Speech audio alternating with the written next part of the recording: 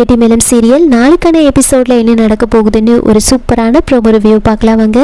என்னோட ரிவ்யூ பிடிச்சிருந்தா லைக் பண்ணுங்கள். சிவராமனோட ஃபேமிலி ரிசார்ட்டுக்கு வர அங்கே மகேஷ் அவங்க எல்லாரையும் வெல்கம் பண்ணுறாங்க. அந்த டெக்கரேஷன்லாம் பார்த்து எல்லாருமே ரொம்ப ஹாப்பி ஆகிடுவாங்க. ரிசார்ட்டில் எல்லோரும் ரொம்ப ஹாப்பியாக என்ஜாய் பண்ணிகிட்ருப்பாங்க.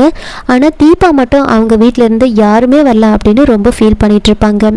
இன்னொரு பக்கம் நலங்கு ஃபங்க்ஷனில் லக்ஷ்மி திடீர்னு மயங்கி விழுந்துடுறாங்க. இதனால் எல்லோரும் ரொம்பவே பதட்டமாக கொஞ்ச நேரத்தில் லக்ஷ்மி கண் முழிச்சிருவாங்க. ஆனால் மகேஷ் ஒரு டாக்டரை வர வச்சு நம்ம செக் பண்ணிடலாம் அப்படின்னு சொல்ல லக்ஷ்மி அதெல்லாம் வேண்டாம், நான் நல்லா தான் இருக்கேன் அப்படின்னு சொல்லிடுறாங்க. நலங்கெல்லாம் வச்சு முடிச்சதுக்கப்புறமா அஞ்சலி அப்படியே வந்துட்டுருக்க மகேஷ் அப்படியே அஞ்சலியை ஸ்டன் ஆகி பார்த்துட்ருக்காங்க.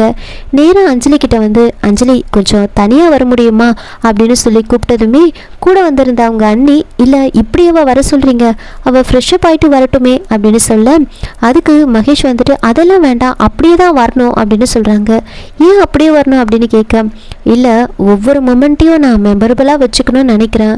இங்கே ரெண்டு பேரோட சேர்ந்த மாதிரி ஒரு ஃபோட்டோ கூட இல்லை, அதனால இப்படியே வந்து ரெண்டு பேரையும் ஒரு ஃபோட்டோ எடுத்து கொடுக்குறீங்களா அப்படின்னு கேட்குறாங்க. அப்படியே அஞ்சலி கிட்டேயும் வந்து பெர்மிஷன் கேட்குறாங்க.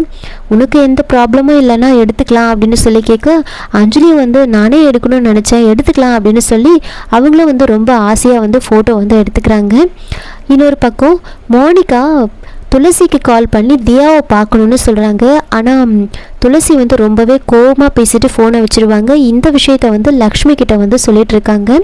லக்ஷ்மி இந்த மேரேஜ் நல்லபடியாக நடக்கணும் அப்படின்றதுக்காக கோவிலுக்கு கிளம்புறாங்க. ஆனால் லக்ஷ்மி அந்த மாதிரி மயங்கி விழுந்ததுனால சிவராமன் ரொம்பவே பயப்படுவார்.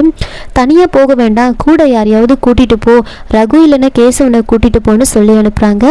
லக்ஷ்மி முதல்ல ரகுவை போய் பார்க்குறாங்க. ஆனால் அவங்க குளிச்சுட்டு இருப்பாங்க, அதனால் வேண்டான்னு சொல்லி வந்துடுவாங்க.